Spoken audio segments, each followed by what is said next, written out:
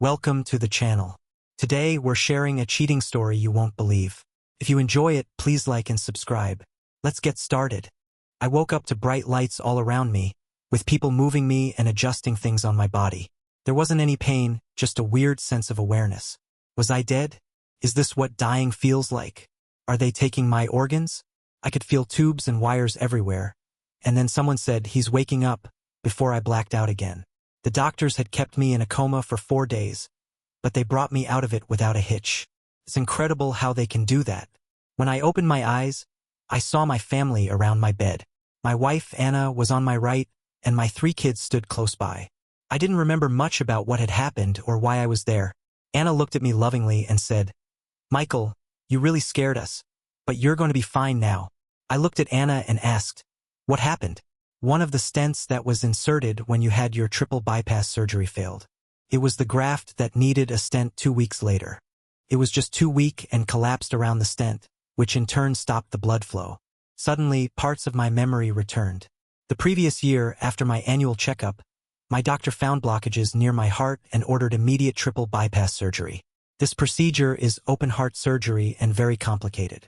Vessels were harvested from other parts of my body and replaced the damaged or blocked blood vessels. About a month after the surgery, further tests revealed one graft did not take as well as the other 2 and a stent was put in to strengthen it.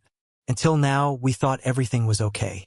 Because of the complications, I was off work for almost 9 months. I followed my doctor's instructions to the letter, lost weight, joined a gym for exercise, and was very careful about what I ate and drank. Anna, my wife, was my biggest supporter and was right there with me throughout. When I exercised, she did as well and even ate what I ate. My weight dropped 48 pounds within the next 4 months, and Anna lost 25 pounds while firming up her now trim 45-year-old body. She looked as good as she did when we married, and there was not a wrinkle or ounce of fat in sight. I met Anna in college. She was a freshman and only 21 while I was a 21-year-old junior. Within a few weeks, we were dating exclusively. The next year, we found an apartment and moved in together. I was to graduate that year while Anna would be entering her 3rd year of college. I convinced my parents that I needed an MBA to land a good job, and they quickly agreed. That kept Anna and I together until she got her degree, and by then I had completed my master's. So, on a warm July day following our graduation, Anna and I were married. Reflecting back, we had the perfect marriage. We did everything together, not just because of the same interests, but because we wanted to be together, something called love, I believe. 3 kids came along within the first 7 years, and finally, after the last one, I got a little snip. We have always been very family-oriented, and our children were as devoted to us as we were to them. Family life with 3 kids, 2 girls and a boy, kept us busy, and we worked very hard to stay out of debt. One of us was always taking one or all of them somewhere. We kept them involved with karate, judo, ballet, dance, piano, baseball, soccer, or something else. They weren't all athletes but did enjoy participating and learned many valuable life lessons during the process. Before we knew it, they were off to college one after the other, then in the same process were married. Anna and I assumed all the college loans as well as marriage costs because we wanted to give our kids the best start possible without loans over their head. We had saved for all this, but boy did I feel broke and would be in debt for another 10 years. But Anna and I were still young and had many more years to work and save for our retirement. We didn't regret a penny we spent on the kids' education or marriages. It was money well invested. Even though I realized we missed vacations to exotic places like the Caribbean and Europe, I never regretted the money we spent ensuring our kids got the right start in life. After my dad had retired, I took over his large wealth management agency in Tampa, Florida. We had 3 brokers and 2 office staff, and they were kept very busy. Anna waited until our youngest was in school and then went to work for a medical technology firm in Fort Myers. She was a sales rep and had to visit doctors' offices in the area, promoting new drugs and giving them samples to pass on to patients. Anna was very much an extrovert and was perfect for the job. Laura's looks didn't hurt her job either. She is 59 and always wears 3-inch heels, which make her 6 tall.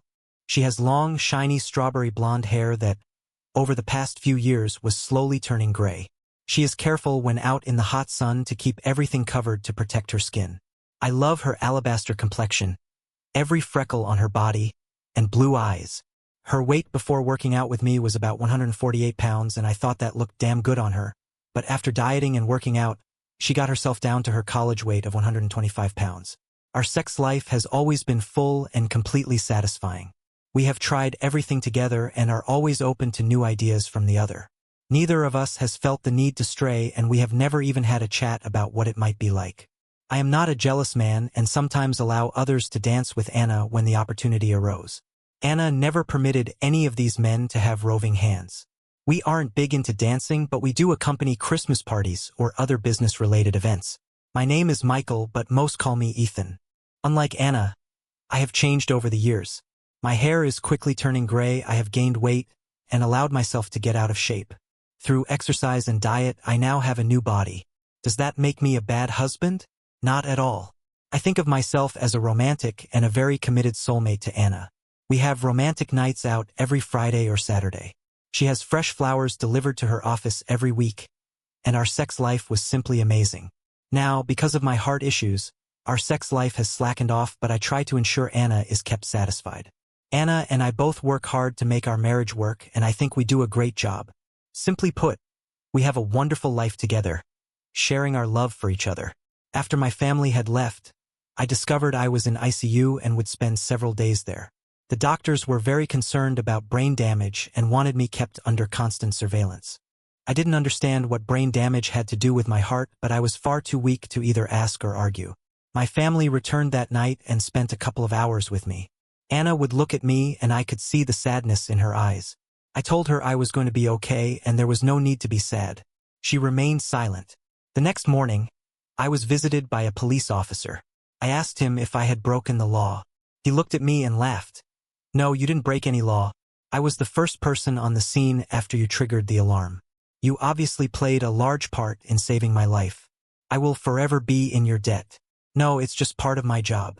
I was glad I was nearby and was able to get there as soon as I did. I have little memory. So can you tell me exactly what happened? Well, I can tell you what I know and you may have to fill in the spaces. Around 2 a.m. last Thursday night, I received notification of an alarm coming from your house. I was on scene within minutes and waiting for backup as we thought there was a burglar inside that had tripped the alarm. The alarm company tried calling you first on your house phone, then your cell phone, then your wife's cell phone. Only your wife answered, but she was in Charleston and had no clue what was going on, but said you should be in the house and referred us back to you. I then started walking around the house and looking for evidence of a break-in. I could not find any proof of a break-in, so using my flashlight, I began looking in the windows. Finally, in the back of the house, I saw you lying unconscious on the floor in the kitchen. I had to break the door to gain entry, and upon a quick examination, I thought you likely had a heart attack. I immediately called for emergency services and began giving you CPR. The fire department was first on the scene and they are all trained EMTs, so I let them take over treatment. Finally, an ambulance arrived and you were rushed here to the hospital for treatment. I notified my office that I had to break your back door to enter your house, and since your wife was in Charleston and you were in the hospital, I was told to remain at the house until the door could be secured. A carpenter was called to nail plywood across the door to secure it. I also called the alarm company to silence the alarm. Before leaving the house, I tried to clean up the kitchen. The EMTs and ambulance crew had left it a bit untidy. Amongst the mess, I found your cell phone, which I am returning to you now, and that is all I know. From what the officer told me, I was able to fill in some of the holes in the story. I remember waking up with severe chest pains. I got up to get a drink of water and take an aspirin, but only got as far as the refrigerator before collapsing against it. The panel for the alarm was right next to me, and I somehow found the strength to press the panic button. I dropped to my knees, knowing I was in serious trouble and wanting to see my wife's face one more time. I managed to say, "Hey Siri, FaceTime Anna." A few seconds later, a nude Anna appeared asking what was wrong. But by then the alarm was blaring and I could neither hear nor respond. She was obviously nude. Sleeping in the nude isn't uncommon for her, but the hand that appeared on her shoulder should not have been there. That is when I passed out and would have died had it not been for the perseverance of the deputy. Late that afternoon, I finally saw the heart doctor. I had either been in a coma, passed out from drugs, or asleep when he had previously visited. "Ethan, you may be the luckiest man I have ever treated." I didn't know how to respond to that, so I just asked, "Why? In any medical world, you should not have survived. I don't know how long you were on the floor before that deputy found you, but when he eventually broke into your house and got to you, I think you had stopped breathing." I have no clue how long your brain had been denied oxygen, but it was certainly long enough to possibly cause damage, which is why we had to keep you in a coma for 4 days. He began CPR long enough to keep you going until the fire department arrived and took over. The ambulance crew thought they lost you twice on the way to the hospital. Once, they had to stop the ambulance and both team members had to perform CPR before they could continue. It was touch and go even after you got to the hospital. That graft that was inserted last year just wore out.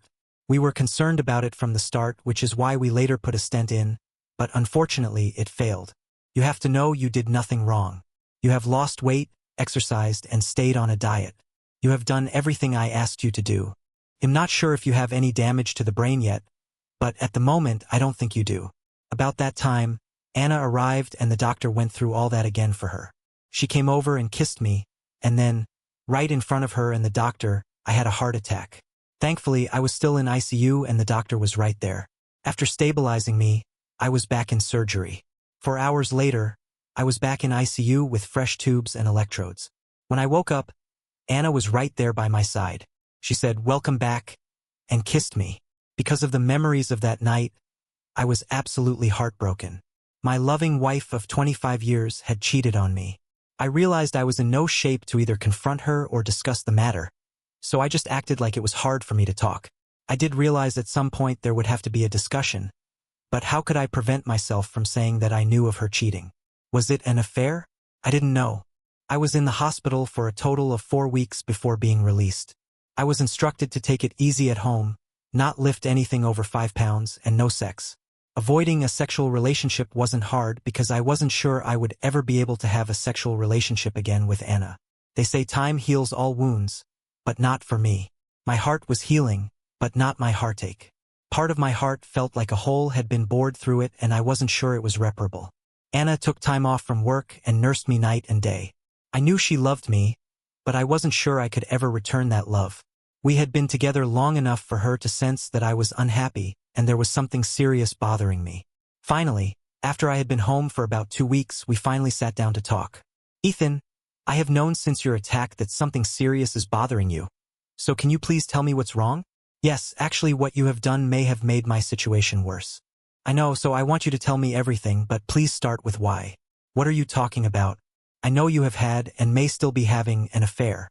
"That's ridiculous. How can you accuse me of that? Do you want me to show you proof? Are you that stupid? Why can't you be honest and just tell me?" "There is no proof, and I have not been unfaithful. I don't understand how you can even sit there and accuse me of anything such as this. You must be mad. Do you remember me calling on FaceTime the night I died? Do you remember a hand appearing on your shoulder and someone saying, 'Honey, is it about that damn alarm again?' I saw it all and it will be in my memory bank forever." Actually, I had not heard a word, but Anna didn't know that. "Do you need any more proof? You have broken our marriage vows and disappeared on a bogus trip to be with your lover." "Yes, I know it was bogus because I called your HR and they said you took 2 personal days. I cannot begin to tell you of the hurt and pain you have caused me. I almost died and all this just made my recovery worse. Do you understand now why I have been so cold the past 6 weeks? Now, once again, I want the whole story starting with why. If you choose not to answer, then I expect you to pack a bag and leave." "Ethan, this is painful. Are you sure you want me to tell you?" "I told you if you choose not to answer, then pack your bags and leave. I am not going to sit here and listen to your lies." "Okay, I will tell you, but I would prefer not to. Please don't threaten me until I tell you everything. And if you want me to leave, then I will." I sat there staring at her until she continued. "I need to start 4 months ago at my company Christmas party. Do you remember warning me about the guy who had his hands all over me while dancing? Yes, I was so angry I wanted to confront him. Please don't tell me you had an affair with him." "Well, please be assured we have not had an affair. Luke is my immediate boss, and since he started working in Fort Myers last fall, he has been putting the make on me. I have always been able to shoot him down without a problem. I wasn't and am still not interested in extramarital sex. I guess I am confused. Did you or didn't you just travel with him and spend 2 days and nights in the same hotel room? And please tell me that was just platonic and you didn't have sex." "Ethan, yes, we had sex. He wanted it night and day, and I regret every second of that weekend too. Oh, I bet he made you have dozens of climaxes. I know how you were once you get started. I even bet he is younger than me and in great shape. You are really making me feel good about this. Yes, he is 15 years younger than we are, and his body is hard as a rock. Can we stop and let me finish my story? Okay, go ahead. I'm all ears. 3 months ago, I had my annual evaluation. Luke knew that I had been doing the same job for almost 15 years and asked if I was going to continue doing that until I retired. You know, I have been unhappy with all the driving around Fort Myers that I have to do, and the traffic just keeps getting worse. He asked why I never put in for a promotion. I told him I had applied for the job, but they selected him from the Dallas office. He then explained he was on a short list for a promotion and his job would be available again. I told him I was very interested in the opportunity to advance. He then asked how far I was prepared to go. I asked him what he wanted and he explained that he wanted sex, and if I agreed, he would guarantee that I got his job. My mouth was hanging open. Anna was being blackmailed and had agreed to the scumsucker's desires. I told him that was blackmail and could get him into a lot of trouble. He said it was between him and me and nobody else.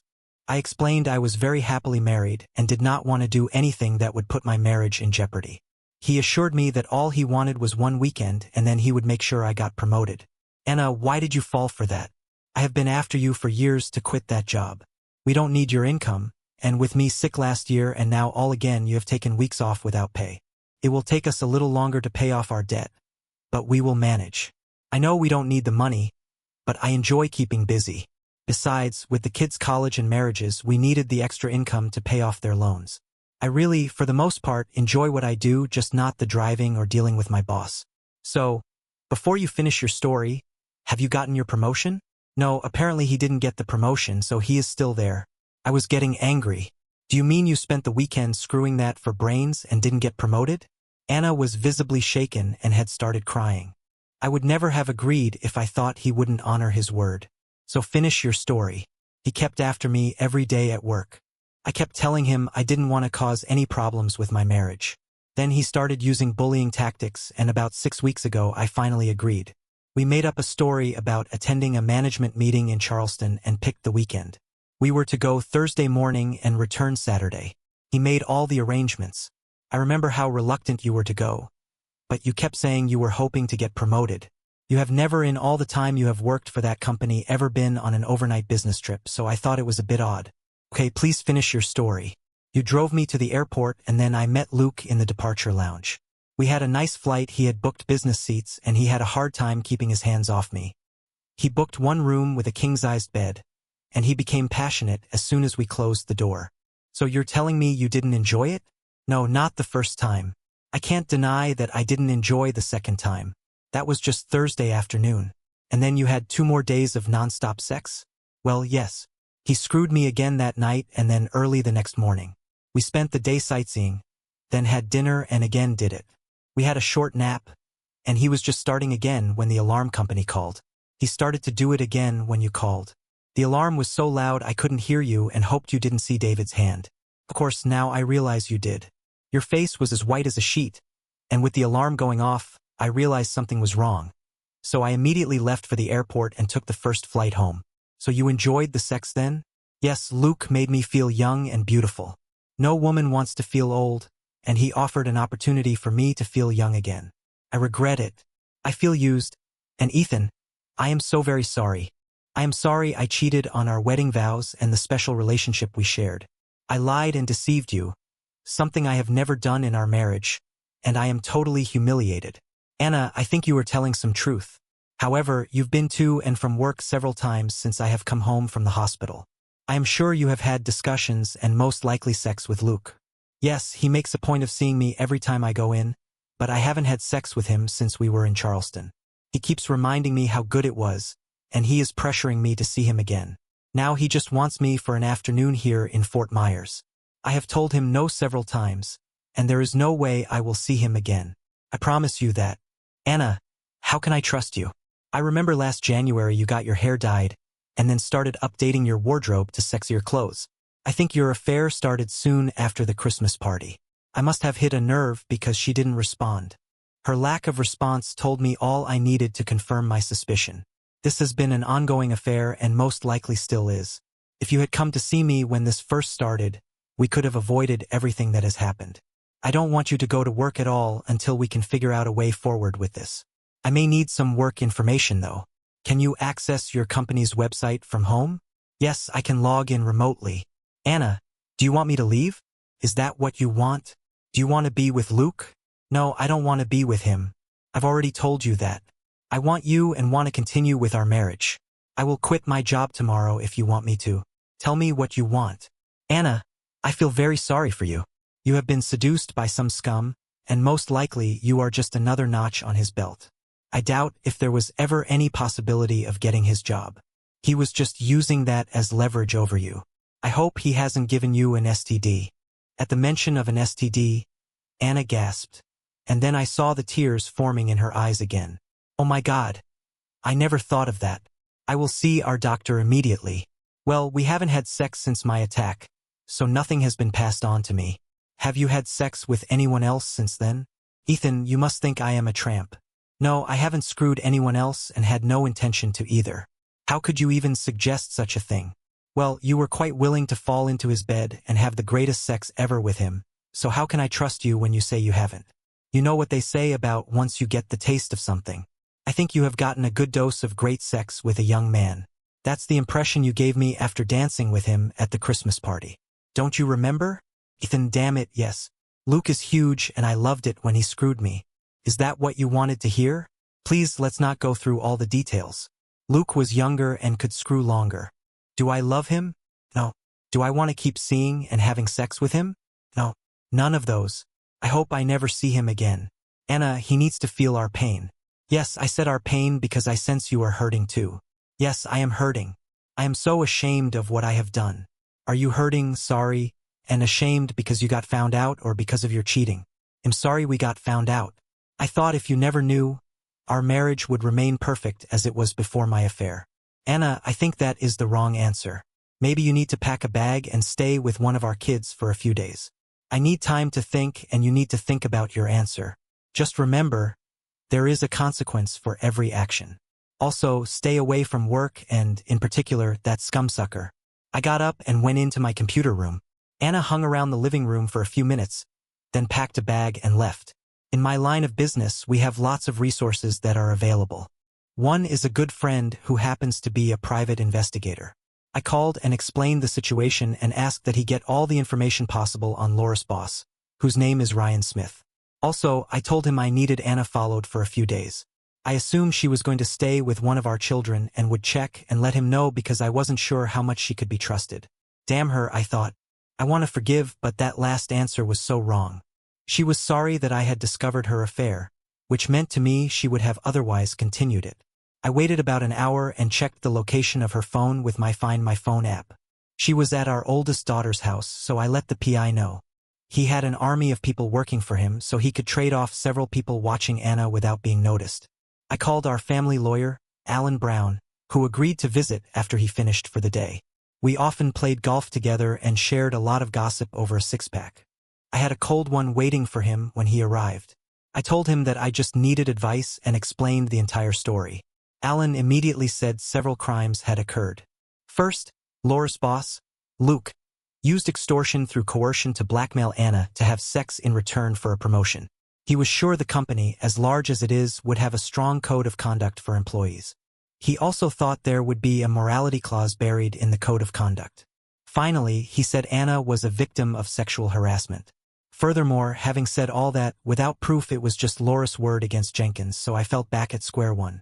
I told him to give me a few days to work on this and I would come back to him. Alan said, "Get me proof and we have them nailed to the wall, but we have to follow procedures." He asked if I was going to divorce Anna. Not today, maybe tomorrow I will feel differently, but not today. I was still taking a lot of meds and went to bed early. I needed to sleep as the day had been very stressful. But sleep came hard. What was I going to do with my wife? Her fate lay with her, not me. I thought to myself that she had not told me the truth about her affair. My daughter called early the next morning. "Dad, what have you done to Mom?" "Honey, I haven't done a thing to her." "What did she tell you?" "Not a lot. She cried all night. She is a mess." "Where is she?" "Mom said she was going to work." I had expressly asked her not to do that. "Okay, call me when she returns." She said she was going to spend tonight with a girlfriend, so she took her suitcase. "I need to go. I will talk to you later. Bye, Dad." "Bye, baby." Thinking I needed to be proactive, I called Anna. Anna, how are you feeling today? Well, not very good. I've just left Karen's house. I know. She called me and said you were going to work. I don't know where I am going. I just couldn't stay with Sandra again tonight. Come home then. Are you sure? Yes, I will put a pot of coffee on. It'll be there in 21 minutes. And she disconnected the call. I was so afraid she was going to see her lover again. I quickly called my PI friend. Hey, it's Ethan. Do you have anything for me? We have been following your wife and I thought she was heading for Ryan Smith apartment. But she turned around. There is a lot of information out there on Ryan Smith and we are separating the good from the bad. We'll get that report to you later today. Do you want us to keep surveillance on your wife? Yes, at least for the next 4 days. I was sitting in the kitchen when Anna arrived. Grab a cup of coffee. Ethan, I am so sorry for what was said yesterday. I didn't want the affair discovered because of the way it would affect our marriage. Not that I wanted to continue having sex with Luke. She took a sip of coffee, then continued. I am sorry because I committed adultery and broke our wedding vows. We have had an excellent marriage and I hope you can find it in your heart to forgive me. Anna, that is what I wanted to hear. Thank you. By the way, where were you going this morning? I was going to see Luke and confront him. I need closure with him and all his harassment. And you wouldn't have had goodbye sex? How did you know where he lives? Have you been to his place before? Yes, he asked for a ride home once. But please believe me, I have not stepped foot in his apartment. So you have never had sex with him in his apartment? No, never. Anna, I am sorry. You have never given me a reason to be jealous. And now I find out that scumsucker has had sex with you. So I am a little insecure right now. Anna came over and sat in my lap and gave me a big hug and said, I need you to hold me. We had a light lunch and then, since we were both exhausted from a sleepless night, went back to bed and held each other as we slept all afternoon. I was still unsure what path to proceed, but Anna was not making my decision easy.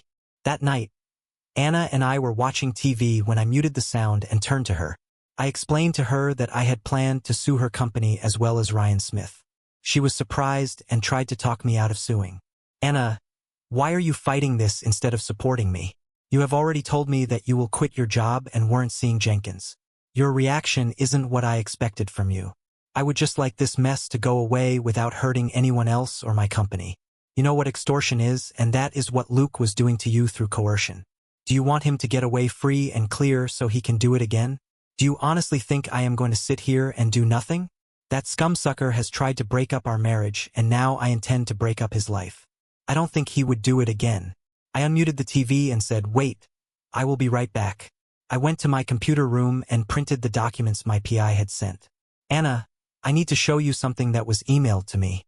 I searched each page until I found what I was looking for. Look, this scumsucker had to leave Dallas because of a sexual harassment suit that couldn't be proven, yet brought discredit to the company. Oh, and in college he was charged with assault, but the charges couldn't be proven. He looks like a predator to me. Why are you defending him? I almost think you have feelings for him and would like to continue your affair with him. She got up and turned to me and in an angry voice said, do what you need to do. Then she disappeared into the guest bedroom. I could tell she was angry and upset because of my plans to take legal action. Why was she trying to defend him? Was she in love with him? I had another restless night of sleep. Every time I felt like we were honest and there might be a possibility of reconciling, Anna kept throwing roadblocks in my path. The next morning, I was again in the kitchen when she walked in. Good morning. Would you like some breakfast? No thanks. I am going out for a couple of hours. I will be back before noon. She left with no kiss or telling me she loved me. I was sure she was in contact with Jenkins and had most likely texted him all night. I felt us drifting away from each other and deep down felt that there would be no reconciliation. Anna was gone for 2 hours and before she returned, the PI called. Ethan. She met Jenkins at Brood Awakenings on Main Street. They had coffee and talked for over an hour before departing. She kissed him goodbye, and it was more than a peck on the cheek. That was all I needed to know to formulate my decision. Anna returned around noon and found me in the kitchen. She poured herself a cup of coffee. Anna, didn't you have enough coffee at Starbucks, you scumsucker? Did you have me followed? No. One of my customers works there and saw you with Jenkins. Apparently you were quite cozy with him. Yes, I met him and like I told you yesterday, I was trying to get closure. So do you always give a guy a passionate kiss when you get closure? Anna, Pack your bag and leave because I am tired of your lies and deceit. Go to Jenkins for all I care because we are finished. I know you are still finding ways to see him and continue your affair. How do you say to your wife of so many years that your marriage has become a sham and now it's finished? How can you give up so much in so many years of a loving marriage? I stayed in the kitchen while she packed and left the house. Later, I had a call from the PI confirming Anna was at her lover's apartment. I thanked him for the information and told him to send a bill as I no longer needed his services. The next day was very busy.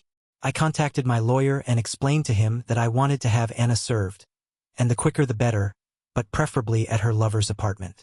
I split all of our bank accounts and canceled joint credit cards. I needed to get her name off of anything that we held jointly. The only thing I didn't cancel was her cell phone. I wanted to keep her on my account for a while. That afternoon, after much thought, I called my lawyer friend Alan and instructed him to sue both the medical technology firm and Ryan Smith. Hopefully at the same time, the company for allowing management to coerce a subordinate employee into a sexual situation through blackmail which resulted in a broken marriage. This violated several standards of conduct within the organization. Jenkins was sued for extortion of a subordinate employee and sexual harassment. I wanted him sued for breaking up my marriage, but it was just as much Laura's fault. I realized the case would be weak without evidence, but it would bring unwanted attention to him and the company he represented. Alan had already done most of the work on these and had the paperwork ready. Before we could sue Jenkins or the medical technology firm, we had to file an administrative charge with the Federal Equal Employment Opportunity Commission, or EOC. Filing a complaint with them was just a formality but the first step in any harassment situation. Anna called the same day after Jenkins was served and was immediately hostile. "Ethan, why have you done this? Luke could lose his job and any possibility of promotion will be denied. Anna, why do you care what happens to him? You assured me you had closure with him. By the way, where are you staying? Sandra said you weren't with her. Have you moved in with Jenkins? I don't want to see him hurt, especially if it will damage his career.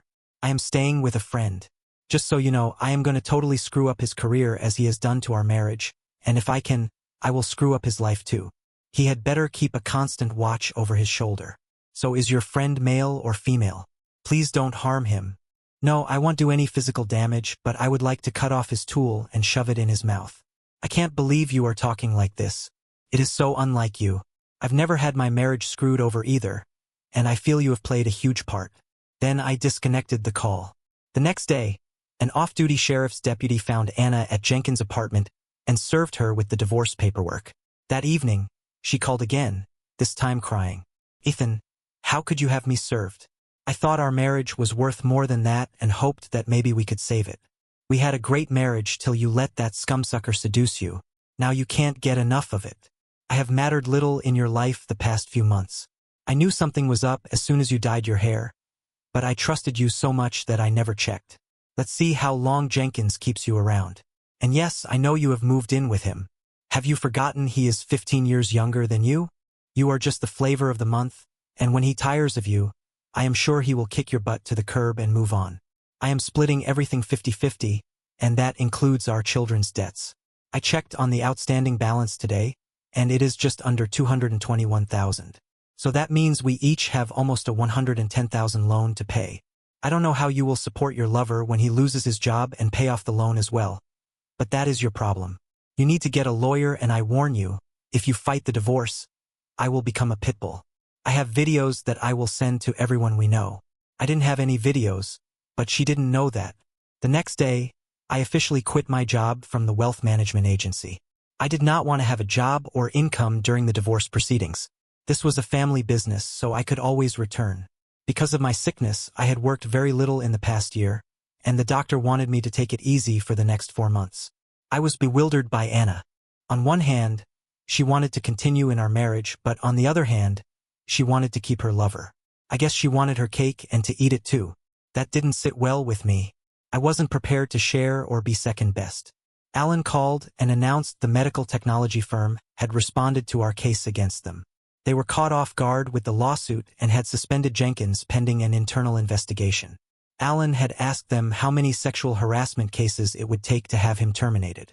Apparently, the Fort Myers office was unaware of the problem that caused him to leave the Dallas office. We definitely got their attention, and they indicated their desire to settle out of court. I asked Alan if we could delay agreeing to settle until after the divorce because I didn't want to share anything with Anna. Anna tried to call, but I didn't want to talk to her, so I declined her call. This action must have infuriated her because she called several times during the day, and I kept refusing her calls. I think she was beginning to feel the pain, and it was only going to get worse. Anna came to the house the next day.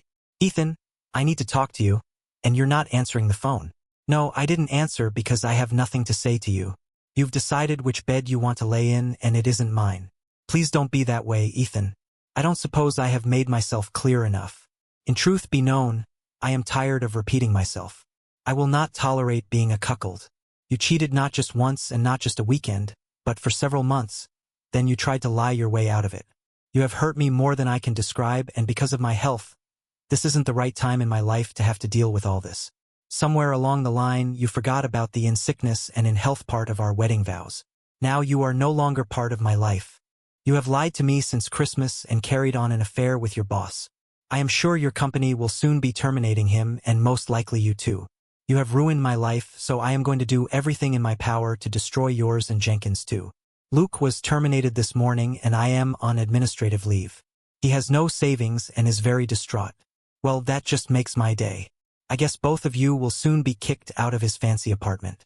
Just remember, you have a $110,000 debt you have to pay in addition to your car loan and insurance. By the way, you are over 10 days late with your car insurance premium, and under the terms of the policy, it will be canceled today. You had better find yourself a new insurance broker. You have always taken care of all that, so why are you stopping my policy? You are really thick, aren't you? There is no us and there is no me in your life anymore. I will no longer act in your best interests. You have a new man in your life to do that, but I guess he is only capable of being a good lay. Your actions brought all this on, so if you want to blame someone, blame yourself. Now, unless there is something you want to discuss, you need to leave. I didn't want to move, but we had to split our assets and I couldn't buy Laura's share of the house, so I listed it and it was quickly sold. We didn't know anything on it, so my share of the payoff would go a long way to clearing my share of my debt. I found an apartment near the hospital that I could afford. Thankfully, my hospital is one of the best heart hospitals in the South and was now only a few blocks away. I packed up everything I wanted from the house and had it moved. I didn't give Anna any choice concerning what I took, as it was her fault that everything happened. Once I was totally moved, I contacted Anna and told her she needed to get her things out of the house or else I would donate everything to Goodwill. I explained that I was out of the house, which now had a buyer. She only had 2 weeks to move what she wanted to keep. Once again, I found her calling me and shouting into the phone, "You scumsucker, you have taken all the nice things from the house. You have removed several things I wanted." I think I was generous, Anna. When you moved out of the house and into your lover's arms, you forfeited your right to anything that we bought during our marriage. You made your choice concerning what was more important, and that did not include me or the possessions in the house. Weeks passed without further communication. The sale of the house had now been completed and we had split the proceeds. I used my share to pay off my portion of the loan. I hated owing anyone, so I felt good with that debt gone. Alan, my lawyer, called and said that Anna was contesting the terms of the divorce concerning the distribution of our wealth. We had split everything 50-50. I didn't try to hide anything, so I thought to myself, what wealth? The judge was a crusty old guy that had most likely heard thousands of divorce cases. He asked Laura's lawyer what the problem was since everything had already been divided. Then it suddenly became crystal clear she wanted 50 of the wealth management agency. My lawyer and I talked for a minute or two and then spoke to the judge. "Your Honor, my client does not own the wealth management agency. It belongs to his father. My client is just an employee, and because of severe health problems he has had to quit, so he is no longer even an employee." Laura's lawyer asked for proof, so my 80-something-year-old father stood up and asked for permission to speak, which the judge granted. "I am ED's dad, and what his lawyer said is the truth. I still own the wealth management agency and it will remain in my name until my death. Then it will be passed down to my son." I looked at Anna, and if her face could tell a story, it would read shame. She whispered something to her lawyer, who then stood and said there would be no further contest of the divorce. The judge then declared the divorce final. I was a free man. However, that saddened me as Anna and I at one time had a great marriage. That was before that scumsucker Jenkins arrived on the scene. He was truly a home wrecker. My son had accompanied me to the proceedings and asked me to wait so he could visit the restroom. Anna approached me, which I'm sure took some nerve. Ethan, I am sorry our marriage came to this and apologize for lying to you and for cheating. Everything that you have predicted has come true. Luke left me for a younger woman. His life was destroyed after he was terminated, and he spent a significant portion of the proceeds from the house. Now I am left in debt and have a poorly paying job. I hope this makes you happy. Well, you brought all this on yourself. Everything that I have done has been a reaction to what you've done. I hope you can see that.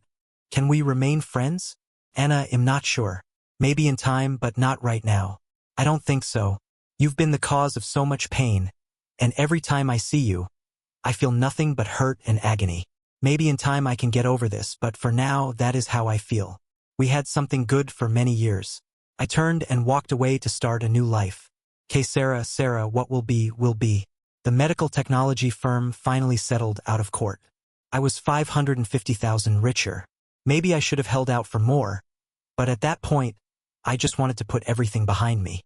Besides, it wasn't about the money, it was about getting retribution. Anna never found a job that paid as well as the one she had and remained in debt. Life was just one big struggle after another for her. My children stayed in touch and often helped in different ways, but even they had a hard time forgiving her. According to them, she rarely dated and was looking older than her age. I felt sorry for her, but she had made her own bed and now it was time to lie in it. Jenkins had a hard life as every time he applied for a job, his past came back to haunt him. Jenkins didn't have a penny to his name, and to avoid a nasty court case with me, he declared himself bankrupt. His car was repossessed and he ended up working at a hardware store and living in a tiny apartment. The opulent lifestyle he was used to was gone for good. As for me, I took another 4 months to complete my rehab, then returned to the wealth management agency part-time and then eventually full-time. To reduce the tax burden, my dad started to transfer 10 of the ownership over to me each year. I dated occasionally, but the right woman hasn't come along yet because for some reason I compared every woman to the old Anna. I saw her at one of my children's houses at Christmas and she looked terrible. We sat together during dinner and talked after. I told her I could be her friend, but we could never be married or have any type of relationship. Her only reply was that she desperately needed a friend. Every time I think of Anna, I ask myself, was it worth it? Would you trade 3 months of pleasure with a younger man for 25 years of marriage with possibly another 21 to 30 years to go? I sure as hell wouldn't. Now let's listen to the story from Laura's perspective.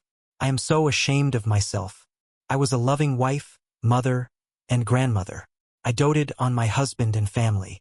I don't understand how I got into a situation that totally destroyed my marriage. I don't even know where to start. Ethan and I had been married forever, every one of those years happily married. We loved being together and when away from work, we hardly separated. I think our friends saw us as having the model marriage. A little over a year ago, my husband Ethan had triple bypass surgery. Then 2 weeks later, he had a stent put into a weak blood vessel.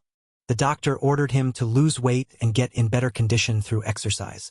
Ethan and I had put on a little weight and we were seriously out of shape. We went on a diet, joined a gym, and worked hard to not only lose those extra pounds but also increase our fitness levels.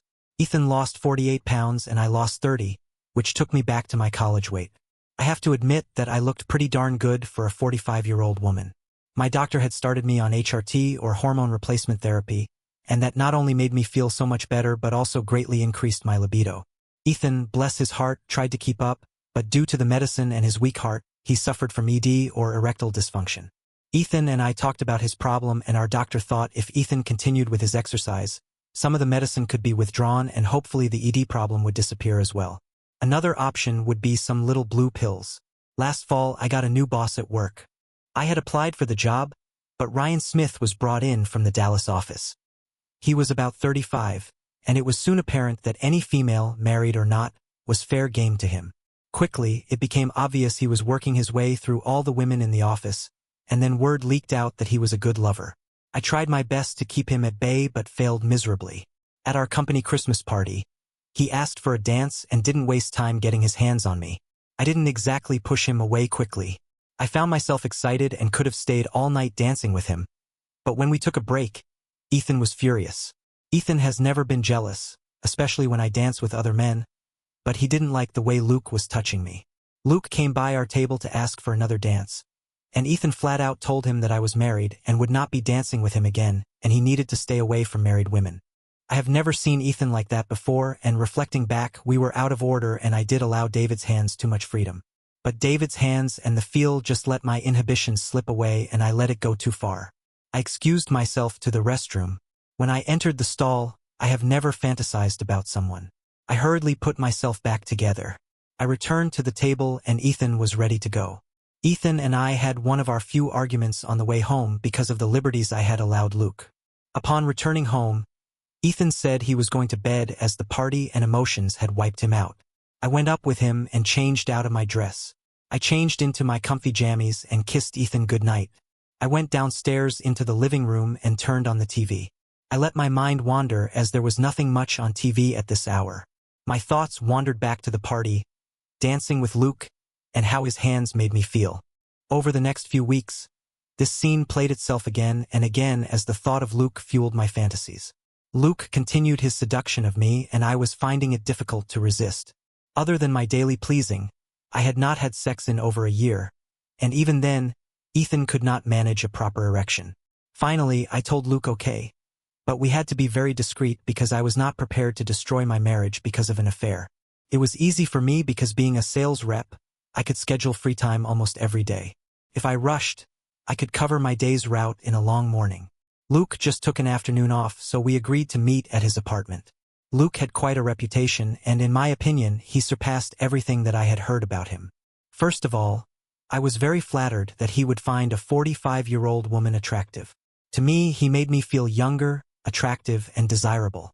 I have not felt any of these traits in years, and they just fueled my desire to have sex with Luke. As soon as we entered David's apartment, he started kissing me, and before I realized what had happened, we were on his bed. Then and only then did I think about the risk of pregnancy. Ethan had gotten the snip after our third child, so that was a concern I had not faced in years. Finally, we got up and showered together, and Luke screwed me again in the shower. He asked when we could do this again, and I told him as soon as he could arrange a free afternoon. From then on, we usually got together a couple of times a week. On the way home, I stopped at a drugstore and bought the morning after pill. I could not risk the danger of getting pregnant and then decided I would go back on the pill. Luke kept pestering me to go away for a day or two. He claimed that it would be so much better, and besides, he wanted to spend the night with me. We fabricated a business trip to Charleston, and Ethan never suspected a thing. The flight was uneventful, but sitting next to Luke and knowing what we would be doing had me on edge. We were staying at a mid-scale hotel close to downtown. Once we arrived in our room and set our luggage down, I walked over to Luke and held him. I started to feel his excitement. We had sex several times from there, and sometime after midnight the next day, the alarm company called about an alarm from my house. I explained that Ethan should be there to deal with the problem. Besides, I was in Charleston on business. I thought the call was odd because nothing like that had ever happened before. I had just started to do it again when my phone rang again. This time it was from Ethan. I answered the call without realizing it was a FaceTime call.